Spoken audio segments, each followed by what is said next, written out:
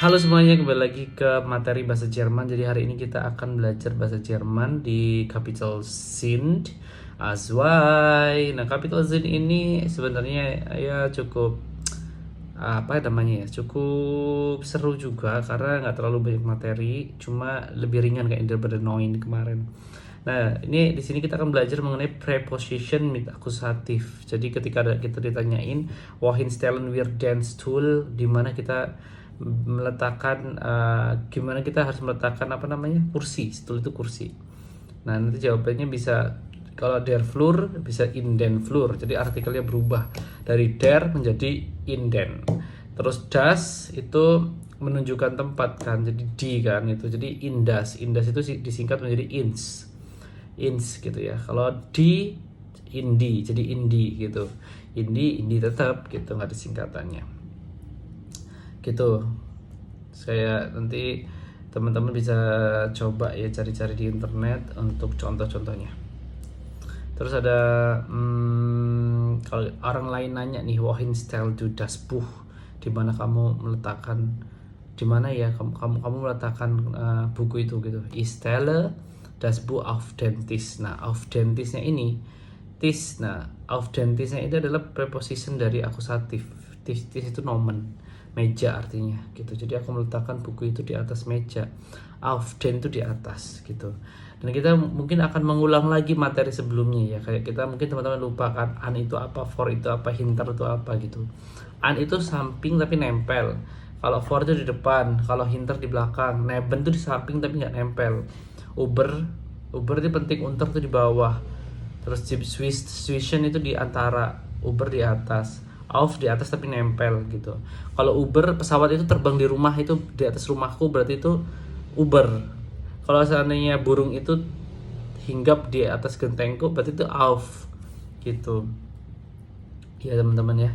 Jadi ini sebenarnya ya kalau tadi kan buku itu di atas meja kan, jadinya pakai auf, nempel ya, auf den Tisch gitu. Kalau seandainya nggak nempel, melayang ya, buku itu melayang di atas meja, berarti pakai an, bukan pakai auf gitu. Oh kok pakai an sih, sorry, bukan pakai an tapi pakai Uber yang nggak nempel.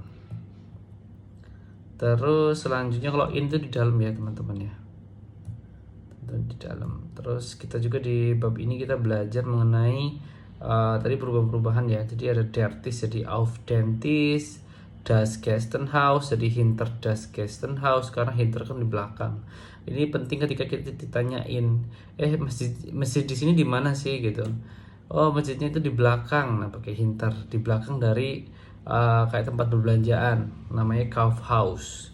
Kauf itu membeli, house itu rumah beli gitu ya. Jadi Kaufhaus itu supermarket gitu. Terus ada Neben itu samping gitu kan. Jadi ini penting banget. Nanti aku cantumin di layar ya untuk yang apa namanya penggunaan preposition plus akusatifnya. Terus ada wohin, ada do. Nah, kapan kita menggunakan wohin? Wohin itu jawabannya biasanya apa sih? Who itu apa sih gitu. Terus nanti contoh-contoh aku masukin juga di sini. Terus yang terakhir kita akan belajar di capital Zin ini kita mengenai als dan when.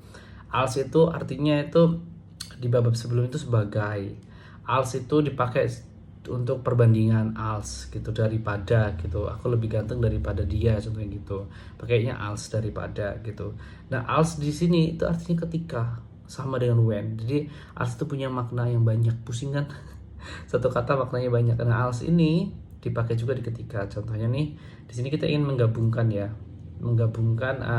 dua kalimat. Jadi als Melly wir sind Jahre alt war, hat sie die Schule gewechselt gitu. Jadi kalau als ini digunakan bukan selalu, tapi sekali seumur hidup kita. Contohnya kan dia kayak mengenang masa lalu loh. Jadi si Melly, ketika Melly berusia 14 tahun gitu kan. Itu kan kayak kita cuma sekali seumur hidup gitu. Kalau si when ini itu immer, selalu immer lagi, immer. Nah, when ini immer dan selalu lakukan. Jadi setiap pagi, bisa pakai setiap pagi. Kalau immer itu gimana ya contohnya ya? Immer ya. When Melly traurig war.